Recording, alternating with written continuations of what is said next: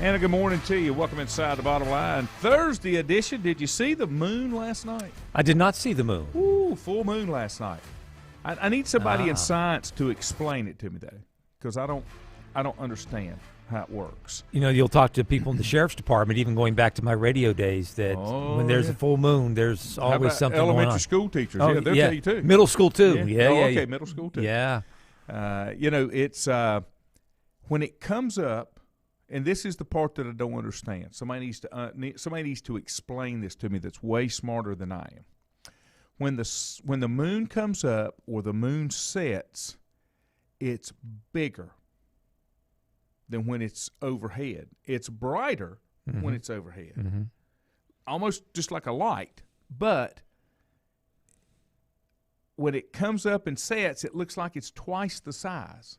I know it's an optical illusion for some reason. I just don't understand why. I know it's not getting closer and further away. That's not what's happening. Yeah, I don't know the answer to that. I guess I missed that in astronomy back in middle school. I had astronomy class in middle school. Did you really? Yeah, we had a place. Our junior, well, it was junior high. They just built the building, and we had a place where you can go and look at the stars, right there. But and there's one here in Maiden. Lucille, can't remember, Lucille Miller. There's a nice observatory here in Maiden at the old high school, now the junior high. Well, middle school. Sorry, being middle school or junior high kids as they were, we didn't think astronomy class is something educational, if you know what I mean. You know, that was a dark place, and hey, let's go into class a little bit early before everybody showed up. I mean, it was kind of a place where you'd go and meet people, even in junior high. Yeah. I understand. Richie, good morning. Good morning. Bill Klein, good morning. Have you ever taken a class on a field trip, or you been to the Shield Nature Museum in Gastonia and Planetarium? No, I have not. They've got a planetarium. Yeah. Awesome place. I can remember going there as a kid on field trips, and one of mine has been to a field trip. Of course, they're all out of school now, but had been to a field trip. That's a neat place. Yeah, and now they've got a like a colonial section with a restored log cabin and different colonial type scenes and that kind of thing. And they do demonstrations and have certain days. And yeah, the Catawba Science Center I believe had a planetarium there at one point. Where they had, they took us on field trips. And that's the old Hickory High School, right? Yeah, right. The old Hickory High School right there off 127. Yeah. And they have a lot of, from the county to the city, they have a lot of field trips throughout the year. Didn't have any this year, obviously, or at the end of last year, but it's something that is a worthwhile thing if you can, get it together and take the kids there. But as for the astronomy, that kind of thing, the planetarium, I think that would be cool for middle school, part of their science curriculum in middle school. I don't know what, Have you ever heard Stephen Wright do his bit about working as a planetarium? Stephen Wright is one of those deadpan comics, never gets excited, just, that kind of humor.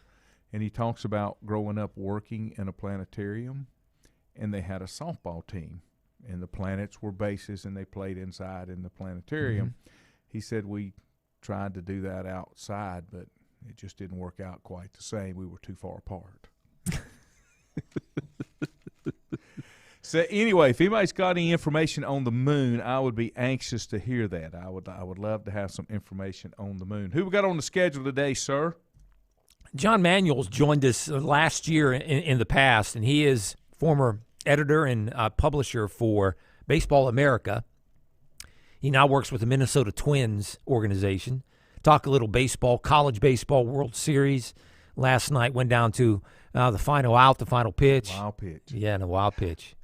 And that is a rematch between State and Vandy, right? Sure is. From the first round. Yes. Except Vandy's got to beat them twice. They got the two best pitchers in college baseball right now. Vanderbilt. Yeah. Still have to beat them twice. They have to beat them twice. That's tough. It's going to be tough. Yeah. First game's Friday, and if Vandy wins, they'll set up a game for Saturday, and then the winner of that game goes on to the best 2 out of 3, right? Yes, College World Series. And The game tomorrow is a afternoon game, I believe. And if Vanderbilt wins and sends it to another game, it'll be again Saturday afternoon. So they're going to play afternoon games. In the other bracket, it's going to be Virginia plays, I believe. I don't know if they play this afternoon or maybe they play tonight. Virginia. I'm going to look and get mad. Virginia and Texas. Because it is so frustrating to try to find that information. Last night, in case you missed it, was 6-5. Vandy over Stanford in elimination. And then let's see. Virginia plays Texas. Texas, yeah. I've got that. I'm just trying to.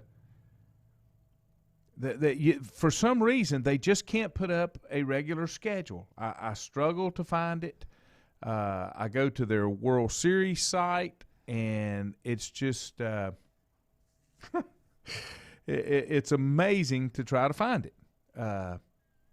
Whether it's ESPN, let me try this. Try D1Baseball.com. Not College World Series, not the NCAA Division I. You can try that too. There's a couple of things that I follow. D1 Baseball seems to be the one. Daily schedule. Hey, how about that? Or official bracket. Okay. Wow. Well, that's way too much information there. State will play Vanderbilt at 1. Oh, 1 o'clock. Mississippi. Well, 1 o'clock tomorrow. their time.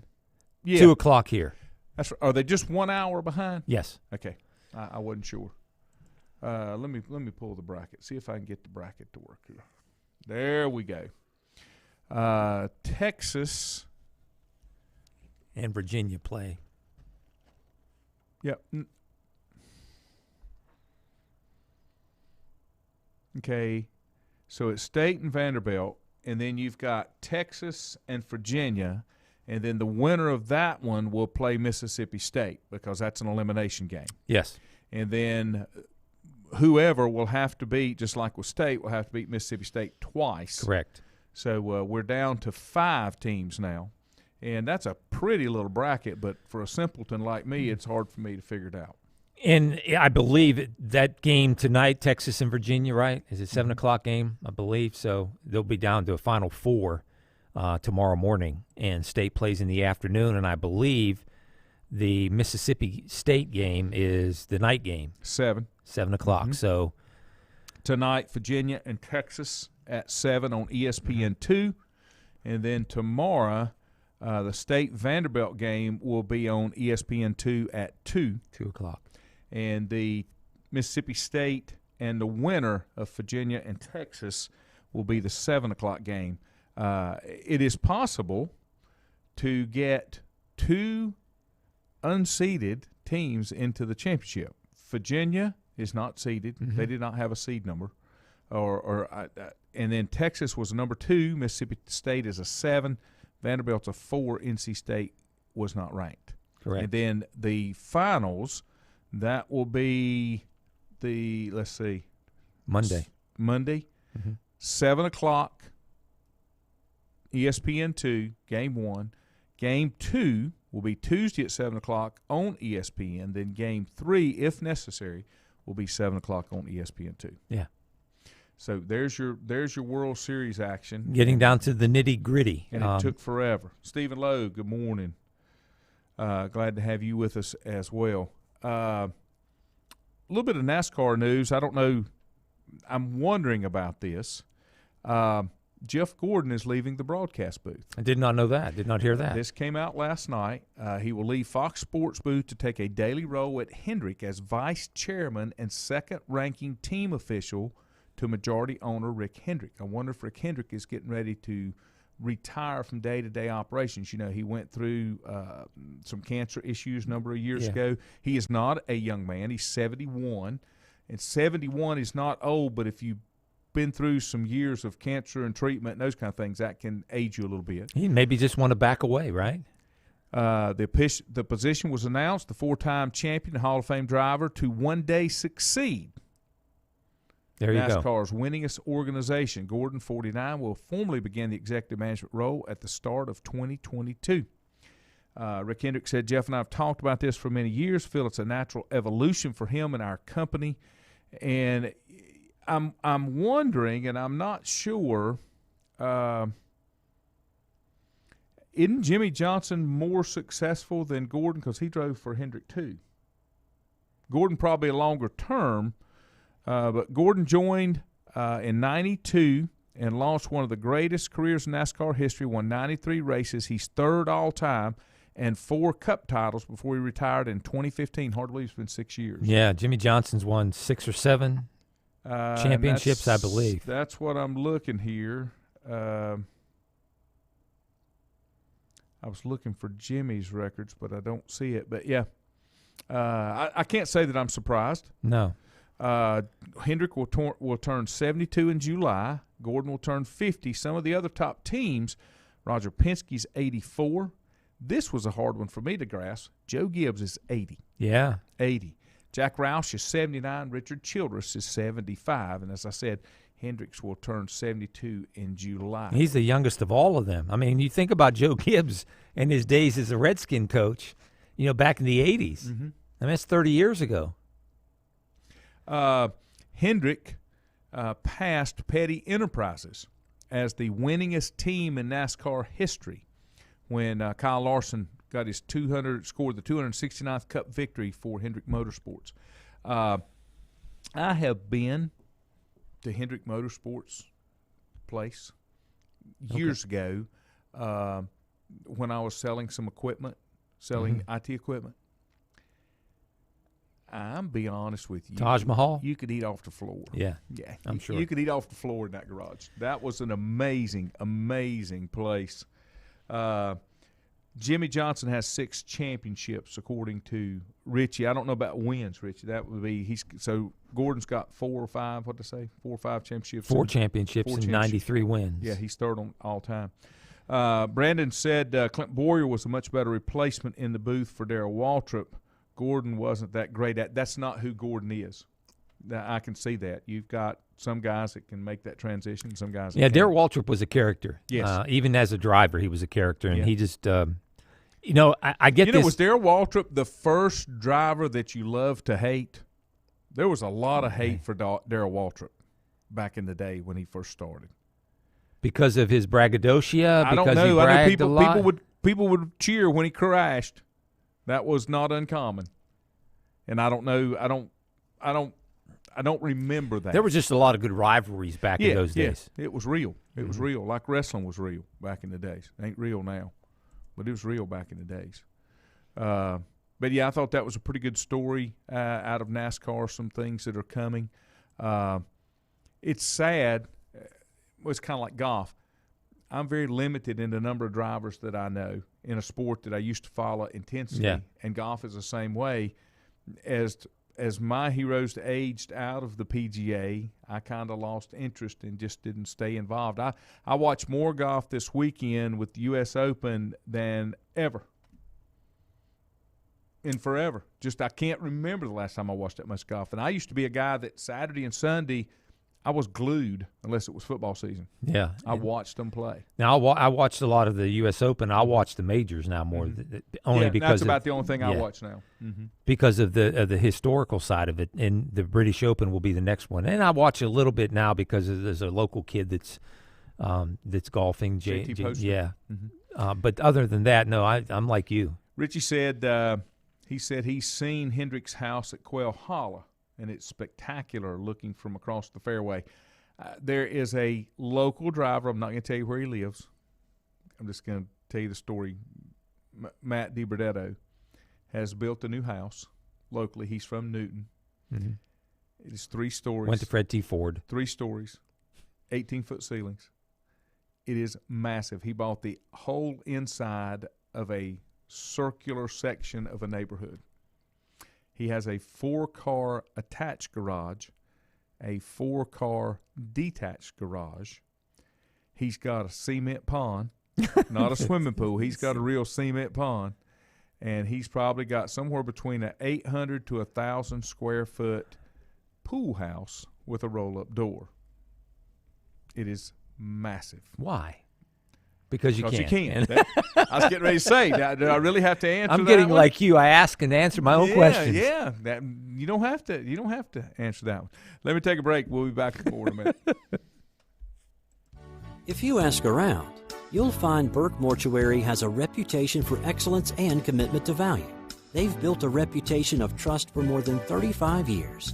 Burke Mortuary is proud to offer personal attention, meaningful tributes, and the area's most affordable prices. They're also proud to offer you beautiful, state-of-the-art facilities. It's the perfect place to honor your loved one. So when choosing a funeral home, the choice is easy. Choose Burke Mortuary with locations in Maiden and Newton. Whether it's a sit-down meal or a call-in for the drive-thru, Brookwood Cafe and Catering is the answer. A variety of meats, vegetables, and desserts cooked daily, or a hot sandwich from the grill, they have what you're looking for to satisfy your taste buds. If you need catering from 5 to 500, Brookwood has you covered as well. Stop by Brookwood Cafe and Catering at 202 Providence Mill Road in Maiden. Don't forget breakfast daily till 11 a.m. Open Tuesday 6 a.m. to 2 p.m., Wednesday through Saturday 6 a.m. till 8 p.m., and Sunday from 7 a.m. to 3 p.m. Call 828-428-8944 to place your order today. First Federal Savings Bank has been serving Lincoln County since 1940. And as it has been from the beginning, customer service is a priority to First Federal Savings Bank. They want to get to know you by name. First Federal Savings Bank has the convenience, the products, and the services that the larger banks have, but with hometown people that you see throughout your community. Stop in and visit one of their 4 convenient locations and see what First Federal Savings Bank has to offer you. Member FDIC, an equal housing lender. Times convenience stores are more than convenient. They're your neighborhood store, your store. With locations in Lincoln, Catawba, Gaston, Iredell, and Mecklenburg counties, there's one near you. Times convenience stores have the right items at the right price, from snacks, cold drinks, and light meals from the grill, and there's always a special to save you time and money. Times has what you need. Times convenience stores, there's one near you. Regardless of where you're going, there's one on your way. Remember, there's always time to stop by Times. Covenant Church began as a vision of just over 100 people in 1984. Since then, Covenant Church has grown and currently located at 2168 Gastonia Highway in Lincoln. The Sunday schedule includes early morning worship at 8:30, Sunday school at 9:45, and morning worship at 10:45. Their ministries extend beyond Sunday. Visit their website at www.covenantchurch.church to see all they have to offer, and better yet, stop by and see for yourself. Covenant Church may be just what you're looking for a new church home. In the best of times, no one is more deserving of every opportunity, encouragement, and support than the youth in our communities. Parents, teachers, coaches, and sponsors struggle to stretch their budgets to continue help. Communities need a team effort. Times Oil Corporation, a longtime member of the community, established the Times Educational Alliance Mission, or Team Foundation. Since 2011, over $125,000 in grants have been donated in the community. Times Oil and the Team Foundation are proud to be community partners. Untangling your headphones, finding the right remote, saying goodbye to your favorite shirt that hasn't fit in 10 years. Why are simple things sometimes so complicated? Thankfully, with Auto Owners, insurance doesn't have to be one of them. Auto Owners works with independent agents who live in your community and answer when you call, so you can worry about more important things, like finding a new favorite shirt. That's simple human sense. Call Mooney Insurance in Maiden or East Lincoln Insurance in Denver, or visit MooneyInsurance.com. Stifel Nicholas now has an office in your community. Stifel Nicholas is a full-service organization offering a wide range of investment vehicles and services. These include money market funds, CDs, stocks, bonds, mutual funds, annuities, retirement plans, and managed accounts, to name a few. Our financial advisors will sit down with you and help you tailor an investment plan, explaining strategies and investments which may help you achieve your personal goals. Call 4Rembert today at 828-624-7300. Stifel Nicholas, member SIPC, and the New York Stock Exchange.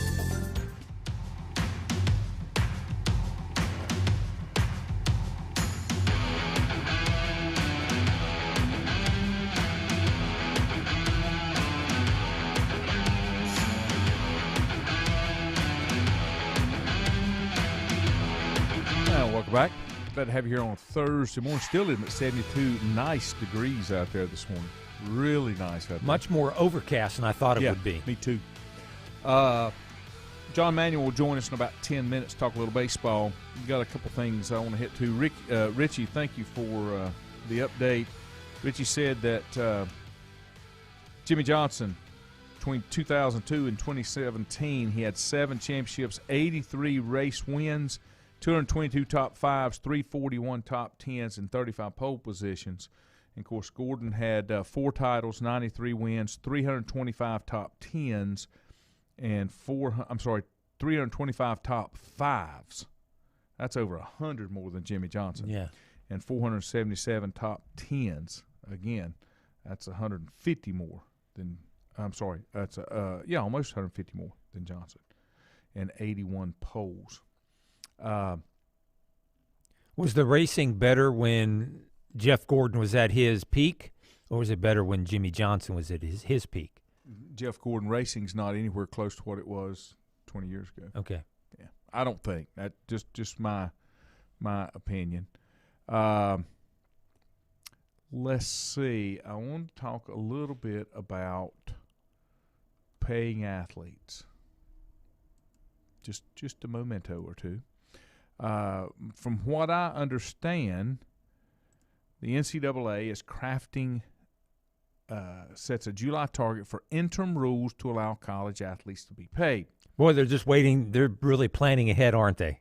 Well, here's the deal. They've had how many years to figure this out? I don't know how the NCAA is going to be able to enforce it when the Supreme Court said you're not above the law, and if a state says you can earn this,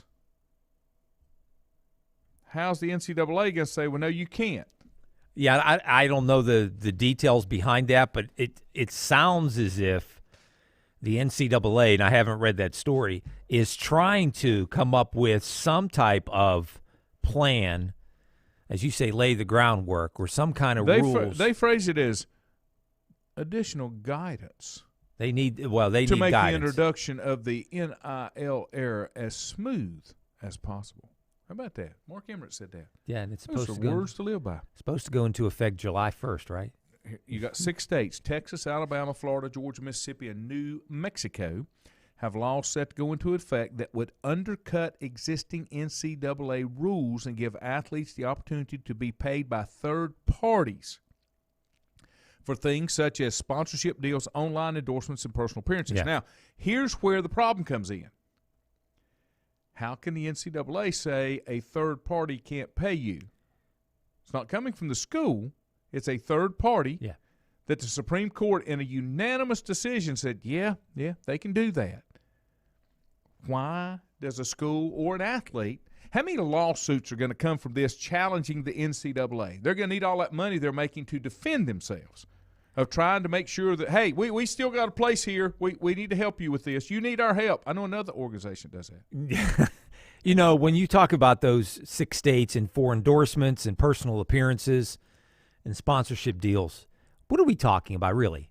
We're talking about a handful of athletes in all sports. We're talking about 1-2%, less than that. How many athletes play? And we're only talking about Division I sports, too. No mention of D2 or D3. Here's the other thing, and I'll say this, and this is the part that I feel like justifies my opinion. All this is doing is getting above the table with it. Yeah. It's always been there. Mm-hmm. It's still there. If you think major programs don't pay some players in some form or another, you're a fool. It happened when I played 40 years ago. And there's still schools out there that put money in shoe boxes and say, hey, go pick this up somewhere. How about, was it Tennessee was putting the money in McDonald's bags? Yeah. Mm-hmm. Yeah. The SMU days was the $100 handshakes? Yeah. I think those days you're not going to see as much of that because, and I don't know about sponsorship deals. Now, if I'm a star athlete in any sport somewhere and I want to do a commercial for a car dealership, car dealerships are smart enough, any business, they want to get a return on their investment, right? Mm-hmm. So you're going to pay an athlete X amount of money if you're not going to get anything in return, if you're going to have more people come and show up and want to buy your product? Let me tell you what the NCAA is scared of. Jeff, that's a great comment. Jeff Taylor says it's hard to feel sorry for the NCAA. It is. Because they could have taken care of this years ago. Oh, yeah. Got out in front of it. 20 years ago. And not had to wait till somebody said, okay, like they like to do, here's your cease and desist letter. You're going to stop this. Here's what their concern is. You're going to have schools and states, at the way this is going, that will get the top-tier talent because they can pay more. More's allowed to be paid. What do you mean pay more? For example, there's a car dealership in Tuscaloosa, Alabama, okay? And Alabama says you can pay for likeness, and there's no limit. Nick really would like to have this quarterback. He's considering other schools, but all the other schools and states have got limits on how much he can make. If you're that star quarterback, where are you going? What if you don't? What if you turn out not to be the star quarterback? Then you lose your sponsorship. Sure, it's just a negotiated deal. My God, you lose your scholarships now. They can cut your scholarship if you don't pan out because they'll just run you off. They'll fix it to where you don't want to be there, right? Mm-hmm. So, and now, and this is where it's coming from. And the bad part about it is because they kept trying to, okay, do it again for. I didn't see you flashing. There we go. I didn't see it either. I hit a nerve, didn't I? Yeah. All right, you're on the air. Go ahead. Man, me and Robbie are riding down. We're going to 707. Yep. Down at USC. So talking about these guys and ladies wanting to get paid. What's going to happen is you're going to have a tremendous amount of coaches. They're going to end up getting sued, coordinators, everything, because so-and-so will say, he didn't like me, I should have caught 30 more balls this year than I'd have endorsed. That's where all this is going to go. Mm-hmm. And then it's not, yeah. It's opening up a can of worms, but here's the problem this is the problem. The NCAA should have got on top of this a long time ago, and they would have had a little more control, but they kept thinking we're above that, and it's not going to happen. And so they waited till these lawsuits came out. They waited till people were able to push it all the way to the Supreme Court, get legislatures involved. And you know what happens when that happens? They could have prevented this. Yeah, well, unionization steps in. Yes. Right, wrong, or different, that's the next place for this. And then, athletes are going to unionize, they're going to have representation. Coaches are going to, be pressured, especially in basketball and football, to play certain kids because so-and-so ranked them as a 5-star athlete, instead of, and then maybe that kid didn't work out as well as, others should have. I go back to what I had said before.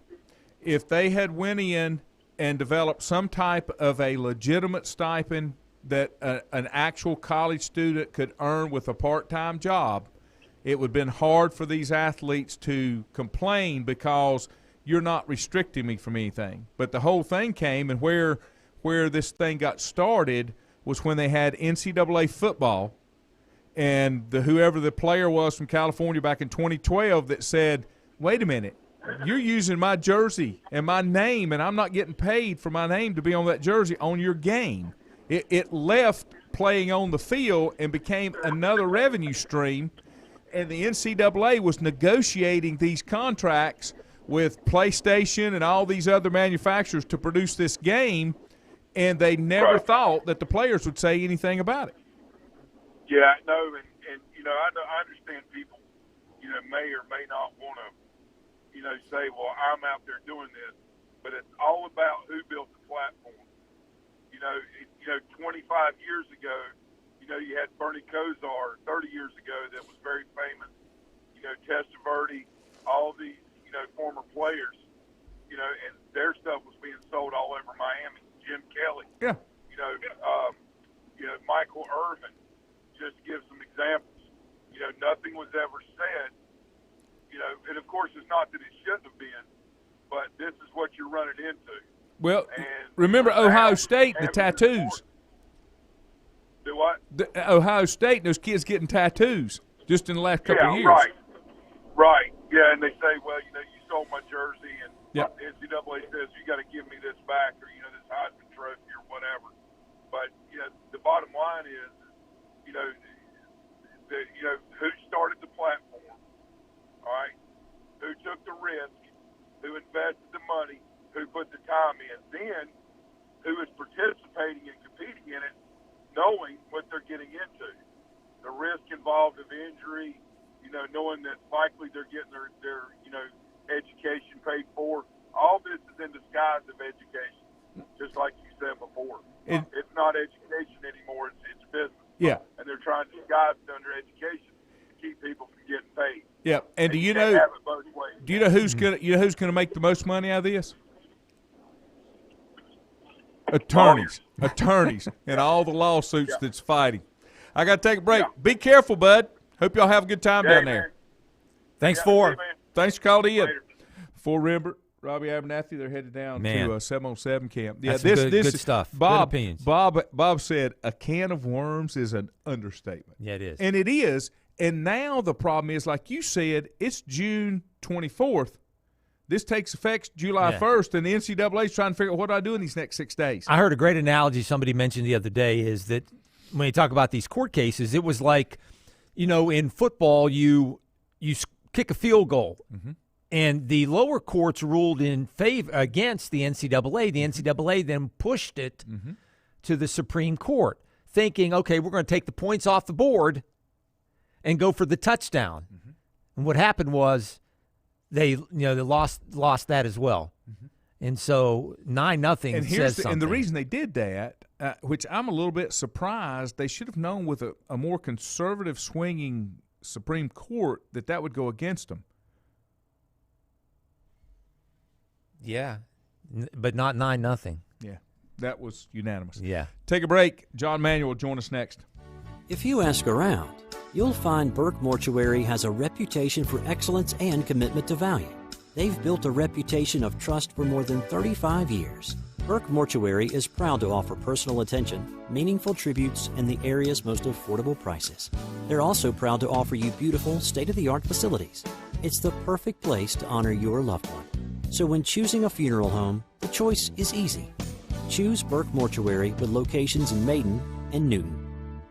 Whether it's a sit-down meal or a call-in for the drive-thru, Brookwood Cafe and Catering is the answer. A variety of meats, vegetables, and desserts cooked daily, or a hot sandwich from the grill, they have what you're looking for to satisfy your taste buds. If you need catering from 5 to 500, Brookwood has you covered as well. Stop by Brookwood Cafe and Catering at 202 Providence Mill Road in Maiden. Don't forget breakfast daily till 11 a.m. Open Tuesday 6 a.m. to 2 p.m., Wednesday through Saturday 6 a.m. till 8 p.m., and Sunday from 7 a.m. to 3 p.m. Call 828-428-8944 to place your order today. First Federal Savings Bank has been serving Lincoln County since 1940. And as it has been from the beginning, customer service is a priority to First Federal Savings Bank. They want to get to know you by name.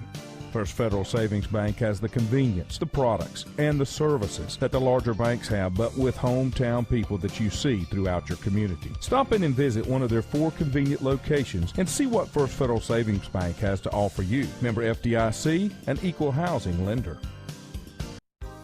Times convenience stores are more than convenient. They're your neighborhood store, your store. With locations in Lincoln, Catawba, Gaston, Iredell, and Mecklenburg counties, there's one near you. Times convenience stores have the right items at the right price, from snacks, cold drinks, and light meals from the grill, and there's always a special to save you time and money. Times has what you need. Times convenience stores, there's one near you. Regardless of where you're going, there's one on your way. Remember, there's always time to stop by Times. Covenant Church began as a vision of just over 100 people in 1984. Since then, Covenant Church has grown and currently located at 2168 Gastonia Highway in Lincoln. The Sunday schedule includes early morning worship at 8:30, Sunday school at 9:45, and morning worship at 10:45. Their ministries extend beyond Sunday. Visit their website at www.covenantchurch.church to see all they have to offer, and better yet, stop by and see for yourself. Covenant Church may be just what you're looking for a new church home. In the best of times, times, no one is more deserving of every opportunity, encouragement, and support than the youth in our communities. Parents, teachers, coaches, and sponsors struggle to stretch their budgets to continue help. Communities need a team effort. Times Oil Corporation, a longtime member of the community, established the Times Educational Alliance Mission, or Team Foundation. Since 2011, over $125,000 in grants have been donated in the community. Times Oil and the Team Foundation are proud to be community partners. Untangling your headphones, finding the right remote, saying goodbye to your favorite shirt that hasn't fit in 10 years. Why are simple things sometimes so complicated? Thankfully, with auto owners, insurance doesn't have to be one of them. Auto Owners works with independent agents who live in your community and answer when you call, so you can worry about more important things, like finding a new favorite shirt. That's simple human sense. Call Mooney Insurance in Maiden or East Lincoln Insurance in Denver or visit MooneyInsurance.com. Stifel Nicholas now has an office in your community. Stifel Nicholas is a full-service organization offering a wide range of investment vehicles and services. These include money market funds, CDs, stocks, bonds, mutual funds, annuities, retirement plans, and managed accounts, to name a few. Our financial advisors will sit down with you and help you tailor an investment plan, explaining strategies and investments which may help you achieve your personal goals. Call 4Rembert today at 828-624-7300. Stifel Nicholas, member SIPC, and the New York Stock Exchange.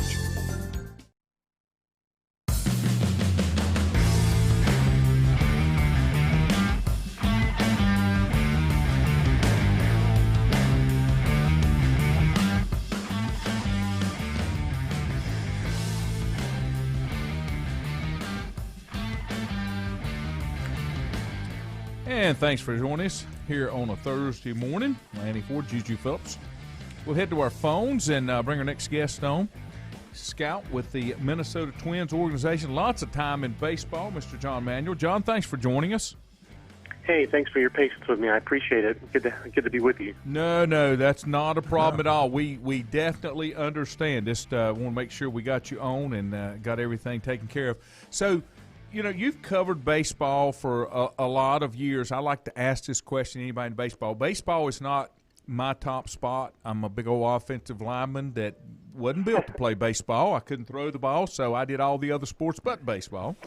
But I do enjoy watching the game, but I'm a little curious, what's your take on the state of the game now? I mean, with the checking of the substance and all the things that's going on, do you feel like it's hurting baseball from a fan perspective? It's too much of a distraction?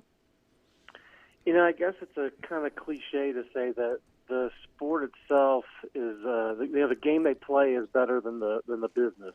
You know, so there's so many things that people have done to the game over the years that haven't killed it, but they still keep on trying. You know, the people who are in charge of the sport. So, you know, right now we definitely have. I think a lot of people in the sport have some nostalgia for Bud Selig and the reactionary nature of the current commissioner's office. I think is, you know, just a fact. It's not an opinion. They've been very reactionary on a lot of things. You know, they have one big idea, this idea of one baseball that, you know, I don't want to get too in the weeds about it, but it's really about making Major League Baseball in charge of baseball at all levels, all over the world, really. That's really Rob Manfred's plan, and I wrote about it at Baseball America in 2015, and that's his big idea. So he's very proactive about that, like shredding the minor leagues and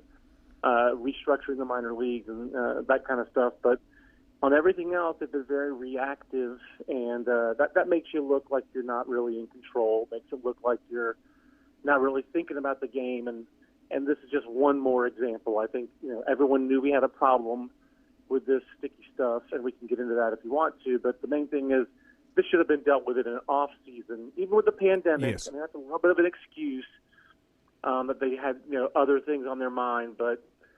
When you're this reactive, changing the rules in the middle of the season, basically, or deciding to enforce a rule in the middle of the season, that's never a good look, and no matter what sport it is. So I don't think it's a great look, but, I mean, I do think they needed to do something about this. They just needed to do it in the off season. You know, I heard some folks talking about it yesterday. I just listen to the talking heads talk all the time, and one of the comments that came up was it wasn't that everybody didn't know that it was going on. You know, that was the biggest thing. Everybody knew that it was going on. Managers knew what other managers were doing. Players knew what other players were doing. And why did it all of a sudden decide to blow up? I guess it really wasn't all of a sudden, but it's been everything in baseball has changed since 2015 on the field product. And the reason for that is the StatCast and all the data that we have now. So what happened with this is you hear all this stuff, the launch angle and the spin rate and all that kind of stuff. So forever, pitchers use something to help them get a grip, and sometimes they use a little bit more than just the rosin or their sweat. And it was you could workshop it a little bit, but you had to experiment over the course of the year. You didn't exactly know what mixture was going to work when. Now, with the StatCast and the data and all the pitching labs that teams all have, and UNC Asheville, when I came out here last year to scout a pitcher at UNC Asheville, they had Rapsodo, and they're sitting there at UNC Asheville with in a practice in January. And Western Carolina had the same thing. I saw two kids on one day, and they had the Rapsodo machine right there on the field, and at every single pitch it tells you the spin rate. So if the pitcher for either of these teams had just reached into the bucket, I'm going to try spider tack on this pitch and see what kind of spin rate I get. You get instant data. You instantly know how effective it is. And that's what's changed. So pitchers have just been workshopping for 5 years. Oh, this helps my pitch gain a little bit more carry. This helps my breaking ball spin this much more and drop this much more. When you have instant feedback on what works and what doesn't, that speeds up people experimenting and using, and you see exactly how effective it is. You don't think it's effective, you know, because you have the data. That's what's changed. That's what accelerated it. That's what made it a bigger problem. Hey, John, you can probably, there's so many smart people out there in the game of baseball. Is there not a way for them to come up with some type of compromise, someplace in the middle, some of the substances that can be used? Let's not, as you said in your words, try this experimenting and working for the last 3 or 4 or 5 years. Can they just not come up with one specific way? Okay, we're going to allow you to use this substance, but not this substance. I mean, there's got to be, if we're looking at, yeah. It shouldn't be that hard. That's what I'm talking about, the reactive part in the off season. But I asked this question when I was a writer at Baseball America. Why doesn't Major League Baseball build their own lab? Baseball fans I've heard of maybe of Driveline, which is this company in the Pacific Northwest. They're really the ones who kind of pioneered all this pitch design and getting pitchers in the lab and constructing pitches. Trevor Bauer was one of the guys who was an early Driveline adoptee. And, now all these teams, the Yankees have this building that they've built in Tampa at their spring training place. They have like the gas house, I think is what they call it. The fuel house, something like that, where they to help them get more velocity for their pitchers and design their pitches. And so everyone does it except Major League Baseball. Major League Baseball has all this money as an entity. It should have its own lab in New York City where the commissioner just has a brand new office. It's beautiful. They should have built a pitching lab up there themselves and a hitting lab too, where they could test all these things for themselves. Instead, this is what Commissioner Manfred's track record is consistently, so I'm not being opinionated here, I'm being factual, is to outsource these things. So when they turn one league into a draft league, and that's another one of his experiments, they don't run it themselves. They outsource it to a company called Prep Baseball Report. So the point is, he likes to outsource this stuff. So instead of running their own tests in the off season with their own lab, they've outsourced all this stuff, and that's one of the other reasons that they're so reactive, because they want to control all the business. They don't want to control all the rules and the play. It doesn't really make sense unless you think about it just from a profit. And if you think of everything through P&L, profit and loss, this is how you'd run Major League Baseball. So, the commissioner's office just doesn't have a lot of people, who were on the field or were involved in working for a team. Pretty much everyone there has always been involved on the business side. So for all of his faults, Commissioner Seelig at least had worked for a team. And, I'm not saying that Commissioner Manfred's not a fan. I don't think you can be commissioner of baseball and not be a fan of the sport. But he's never worked for a team. And I think that actually really is missing in the commissioner's office. They don't think about the product on the field enough. They really think about the P&L part. And, that's our world. That's America in 2021. Yeah. Everything is driven by P&L. So baseball's just right in the middle of that curve. All right, a couple of comments and questions. We're talking with John Manuel. He's the scout with the Minnesota Twins. But I got a question, then a couple comments. The question is, does Manfred, is he the equivalent of Roger Goodell in that his main job is to look after the owner's best interest financially? Is yes. That is absolutely number one. That's how the commissioner's job was invented in baseball. Then here's – and yet he wants to control everything and make sure we're all on the same page. You go back and I'll give you a couple other examples, and the NFL doesn't do a good job at this either. And sometimes I think it's because they don't want to know what's going on. But look at NASCAR. There are race officials in every pit box. NASCAR has wind tunnels that you get access to, as you were saying, to where you could develop your model of how this stuff is going to be, how you're going to tweak that car. When you play a golf tournament in the PGA, there is a rules guy with every group or within a few steps of a group for any type of situation that may come up, so that the PGA can give you official input right then while it's going on. But yet football, NFL football, and Major League Baseball, and I look at baseball as the one that above all others, because everything has been so sacred when it comes to the numbers with baseball, the statistics, all of that stuff, but yet they seem to be the ones that have let everything get out of control so that all the numbers are skewed now, and you're starting to see it with people going into the Hall of Fame. So my question is, why would it not be better on the business side to stay out in front of this? That's a great question. It is better. It is better for your business. But I think, I guess my interpretation of it would be, for those team sports, I know NASCAR has teams, but those individual sports, I think it's like, okay, well, these individuals can't police themselves. We're going to police them. Maybe that was the mentality. Whereas baseball really does leave it to the teams to police themselves with this on-field stuff. And I think it did get policed. I think maybe, if this were happening back in the day when it was accepted to throw at people, I think that's how it would have been taken care of.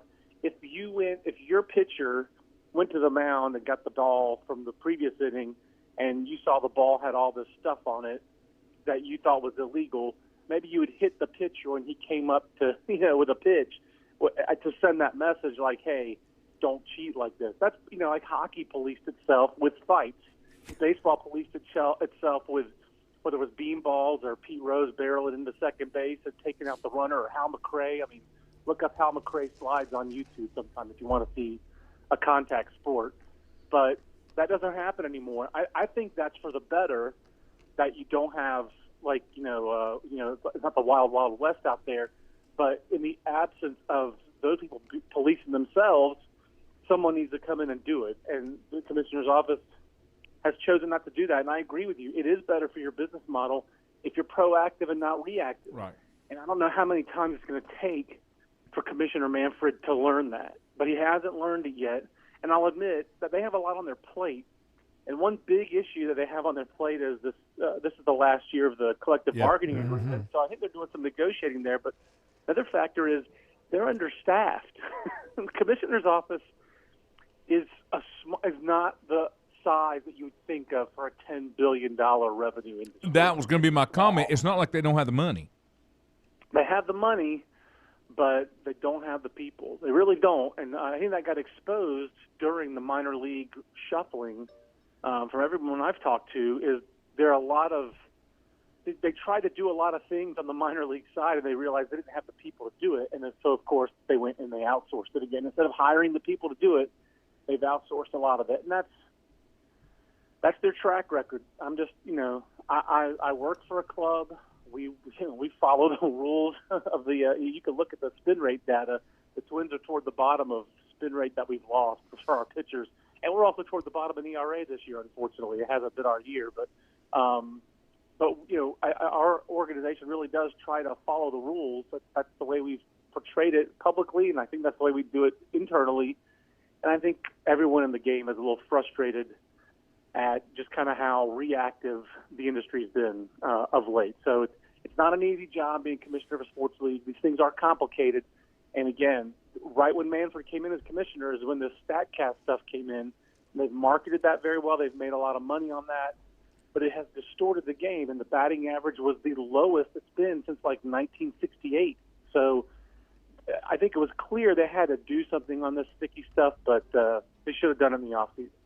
Hey, John, let me switch subjects a little bit, and some great insight there with you and Lanny. You covered the College Baseball World Series a number of years when you were at Baseball America. Give us your thoughts on what that place is like in, the atmosphere of playing in a College Baseball World Series. My first College World Series trip was 1998. That's a long time ago now, and it was in the old ballpark. It was with old bats. I mean, if you have a kid and you know how expensive these baseball bats were, the bats they used in 1998 were, if it was a 33-inch bat, it could be 28 ounces. I mean, so you had grown men, like some of these juniors and seniors out there, could really do damage with those bats. So college baseball's had all these equipment issues over the years. It has new ballparks. It has kind of nouveau riche teams, like in 1998, Southern Cal won its 12th national championship. They're not even a nationally relevant program anymore. They beat Arizona State that year. I think Arizona State's had 5 coaches since then, so they're not a nationally relevant program really anymore either.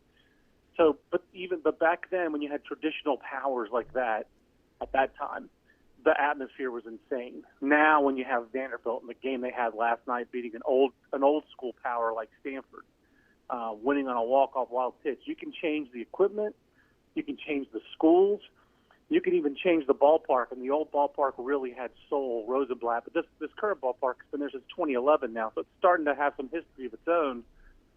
All those changes, also the atmosphere hasn't changed. It's still like a block party. It's like a miniature bowl game really every day because you have that college atmosphere and 25,000 fans. So the intensity of the play is really impressive. Guys go so hard in Omaha. Nobody hits a ground ball to short and checks up 2/3 of the way down there. And nothing against the minor leagues. I see a lot of minor league baseball, a lot of minor league baseball. And it's just frustrating to see. I know they play a lot of games, but it's frustrating when you see a guy hit a ground ball and at A-ball level, nothing is routine, and check up at 2/3 of the way down the line, And that just doesn't happen in Omaha. It never happens. Yeah. Everybody, I mentioned Pete Rose before. Everybody plays like Pete Rose. Everybody plays all out. Like their hair's on fire. Yeah.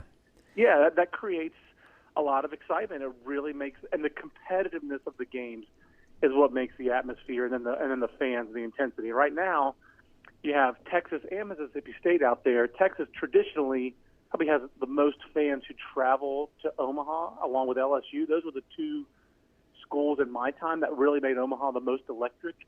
But the other one now is Mississippi State. I think this is their 4th or 5th trip since 2013.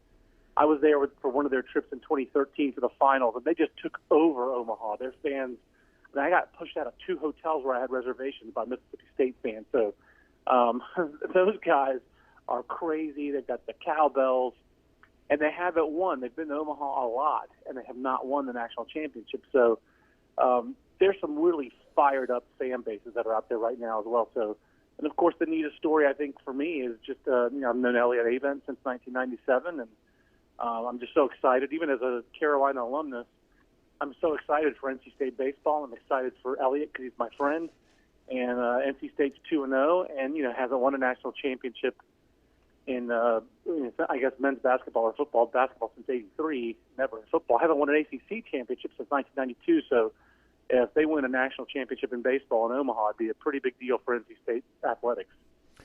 John, let me ask you, you talk about some of these powers that have kind of faded away in college baseball. What would you say the biggest contributing factor is for this shift, and especially go back to Coastal Carolina? How do schools like that do it, or is it easier to do it in baseball because it's not as visible as like an 80,000-seat stadium in football for an Alabama, a Clemson, a Notre Dame? Does that make baseball a little more competitive and on the same level and allow schools to really compete for those championships? It's definitely become more competitive. I mean, I think if you look at the first 40, 50 years of the College World Series, it was really dominated by the West Coast. I mean, Southern Cal. It was dominated by the Big Ten until the late 1960s, and then the Big Ten and Southern Cal and Arizona State. Really, those three schools, those three entities. The Big Ten won a bunch of titles in the 50s and 60s. It's kind of weird to look back on that, but really, once the SEC, once Skip Bertman went to LSU in 1990, 85, somewhere in there, Georgia won in 1990, and then LSU won 5 titles from 91 to 2000. I think that's when everybody in the SEC realized LSU is winning these national championships, and they're making all this money in baseball. Mississippi State was kind of like a forerunner of trying to make some money at it, but all the SEC schools realized they could make baseball into a revenue sport. And when they did that, and did that successfully, and it was so prominently on TV, and really for the last 25 years, that's really what's changed it. And I think you have other schools that realize that with a little bit of an investment up front, you can at least break even in baseball or make. And I think one of the ways that you make money on baseball that people don't realize is they have 35 kids on the roster. They only have 11.7 scholarships. So most of those guys are there on partial scholarships. So if you can convince kids who can afford it to come play baseball on that partial scholarship, you're getting all that tuition money too, and the room and board and all that kind of stuff. So you make a little money as a school by bringing in more students that way, like baseball, especially for private schools. It's a good way to make sure you can attract somebody who can come in there and pay that $55,000 tuition. So that's one of the ways that baseball has become more attractive. I think it's easier to ramp up and build a 4,000-seat stadium and be nationally competitive. And you have had places like Coastal Carolina and Fresno State, that are not Power 5 schools. Cal State Fullerton's won 4 national championships. So you have non-Power 5 schools that have had national success. It's harder to maintain now that all these schools are putting all this football money into baseball, but I think a lot of schools have shown that you can at least break even financially and you can be nationally competitive. And it's a much more competitive environment now nationally than it was back in 1998 when I started.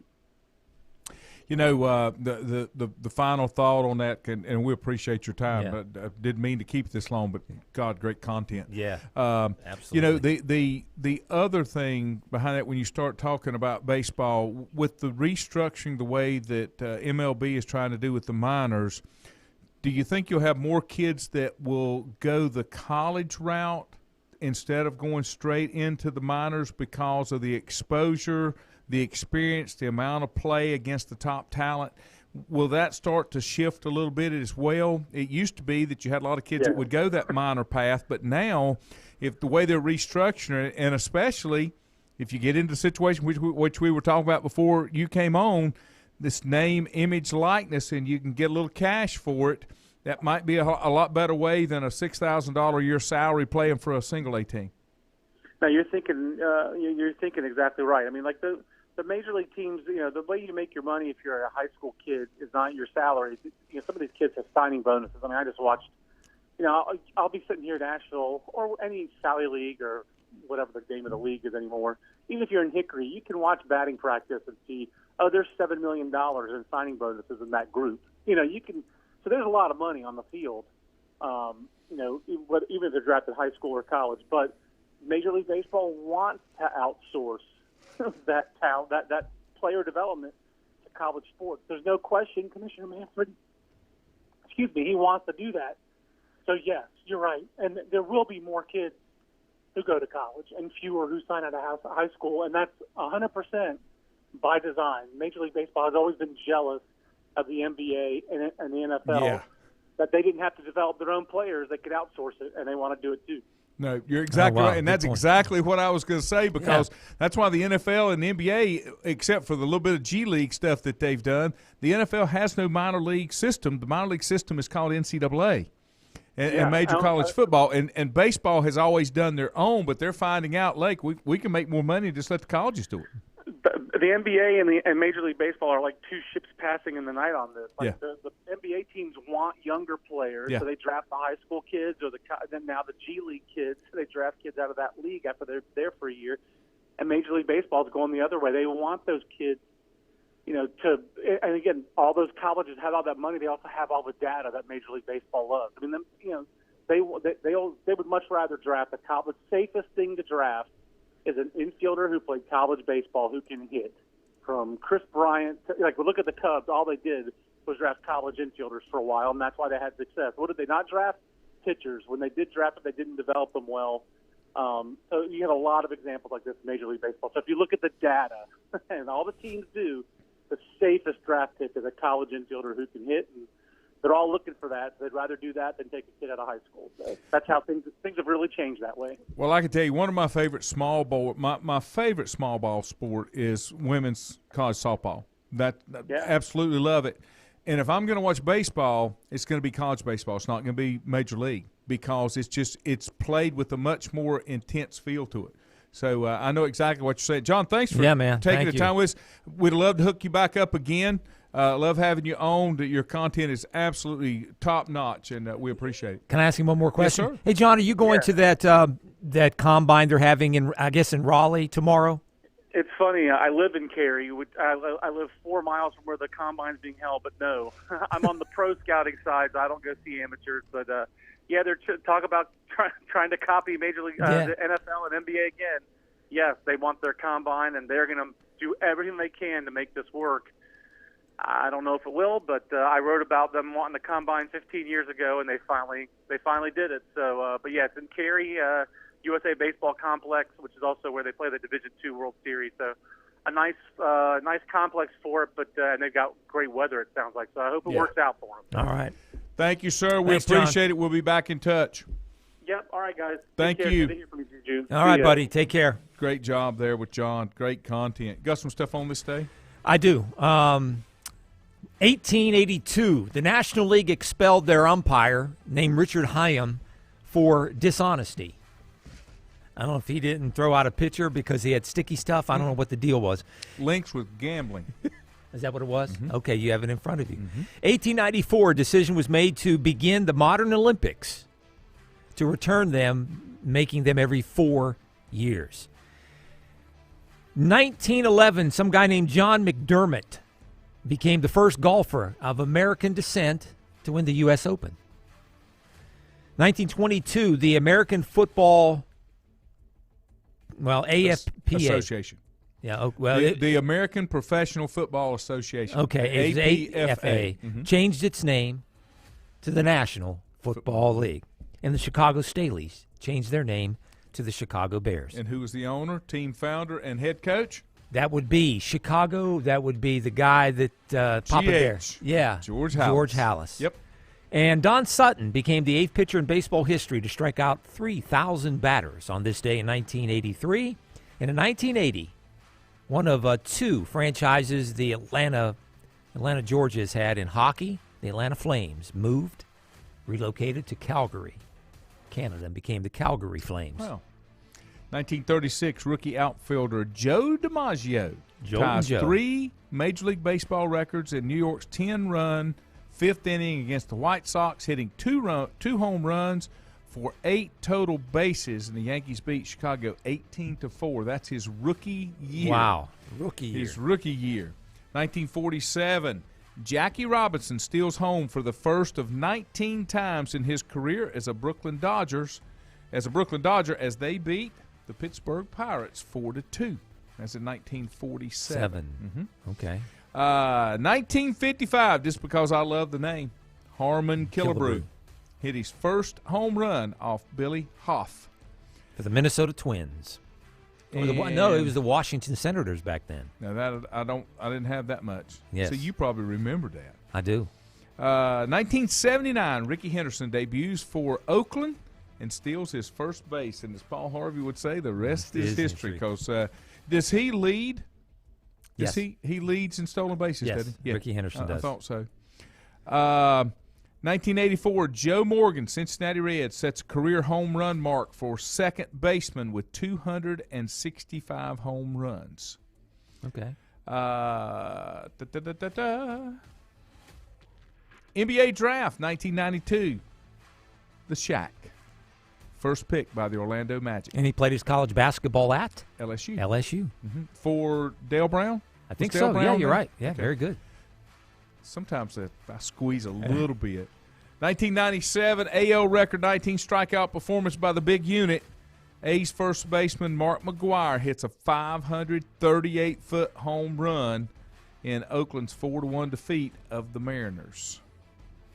I wonder if there's any stuff on the ball. What do you think, Rick? Any stuff on the ball? No, there may have been stuff in his. There you go. I bet he didn't pee in a jar.